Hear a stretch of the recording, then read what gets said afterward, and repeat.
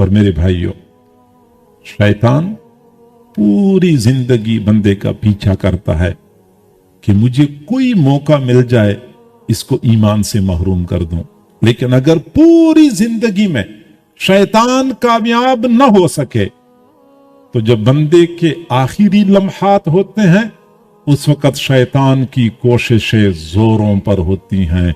शैतान समझता है कि ये वो नाजुक लम्हात हैं, अगर इन लम्हात में मेरा दाव चल गया फिर इस बंदे की पूरी जिंदगी की मेहनत पे पानी फिर जाएगा।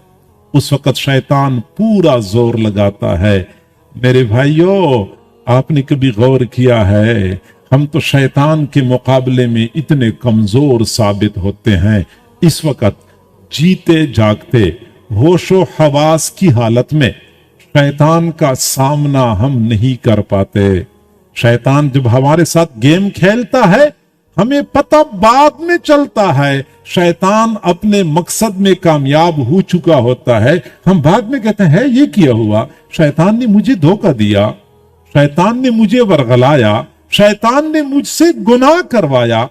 इस वक्त होशो हवास की हालत में शैतान का मुकाबला करना हमारे लिए मुश्किल है। तो जब मौत के वक्त सकरात तारी होंगे, शिद्दत का आलम होगा, हवास ठीक तरह काम नहीं कर रहे होंगे, तो उस वक्त शैतान से अपना ईमान बचा के ले जाना बहुत दुश्वार होगा।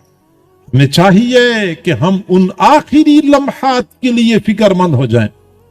ऐसा तो ना हो कि पूरी जिंदगी दीन के साथ चिमटे रहे, आखिरी लम्हात में शैतान का दाव चल गया और ईमान से महरूम दुनिया से चले गए।